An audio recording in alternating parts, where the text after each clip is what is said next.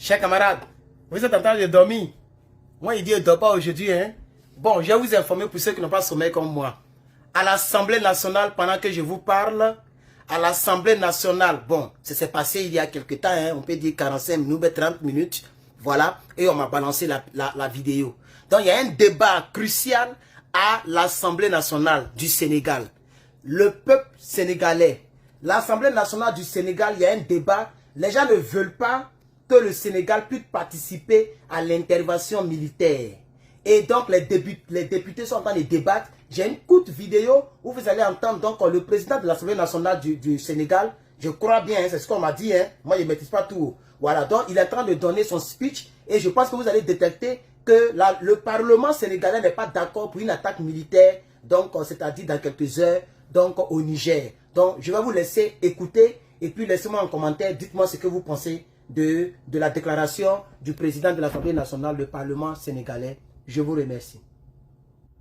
Les sanctions contre le peuple du Niger risquent d'amener ce pays-là et ce peuple à se liguer avec le régime actuel contre les autres peuples de la sous-région et amener une situation qui peut ne pas être favorable pour l'entente entre les peuples de la sous-région. Mais au-delà, elle risque de renforcer la rébellion, à contrario. Partagez. Parce que cette série extrêmement dure de sanctions va priver l'État du Niger de ses moyens de riposte face à la rébellion.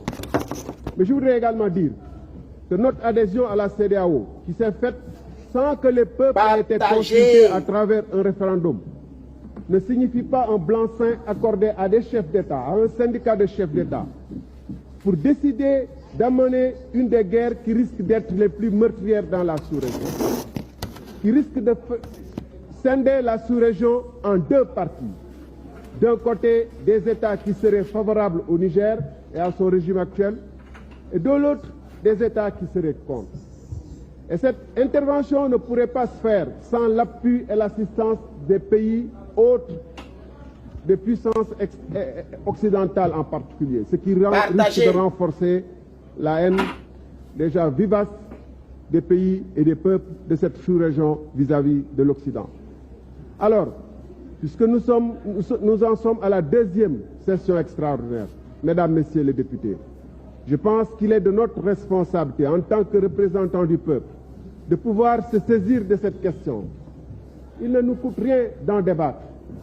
Il ne nous coûte rien d'inviter nos différents chefs d'État, en particulier le chef d'État du Sénégal, à ne pas engager le pays sans l'adhésion du peuple sénégalais et sans l'adhésion de sa représentation nationale à ce qui est en train de se préparer au Niger, qui déjà risque d'avoir des répercussions sur la communauté sénégalaise et les autres communautés émigrées dans les pays d'émigration que sont le Niger, le Burkina, le Mali, etc., la Guinée. Nous sommes très nombreux en tant que Sénégalais présents dans ces pays-là. Et nous ne pouvons pas risquer la sécurité et les intérêts de nos populations pour aller soutenir contre le peuple nigérien qui déjà fait face et qui déjà est derrière son régime, le régime putschiste. Nous ne pouvons pas nous risquer dans une aventure dont nous n'avons d'ailleurs pas les moyens. Mesdames, Messieurs les députés, c'est à vous que je m'adresse. Nous disons que nous sommes le représentant du peuple. Le peuple du Sénégal, qui est un peuple de dialogue, qui est un peuple de débat et de discussion, devrait, à travers ses représentants, son État, engager, se positionner plutôt en faiseur de paix. Comme on a essayé de se positionner en Ukraine et en Russie, on ne peut pas faire moins dans la CEDEAO. Notre chef d'État, notre État ne peut pas faire moins que d'essayer d'engager un dialogue plutôt que dès le départ de prendre une option qui est impossible. Parce que si le Nigeria demain, qui est champion du monde des coups d'État, si demain il y avait, on ne le souhaite pas, une telle situation, envisageons-nous d'aller faire l'aventure au Nigeria? Envisagerions-nous de faire cette aventure à la Côte d'Ivoire? Ou y aurait-il deux poids, deux mesures? Des États dits faibles contre qui on peut agiter la carotte, le bâton, et des États forts contre qui on ne peut agiter que la carotte.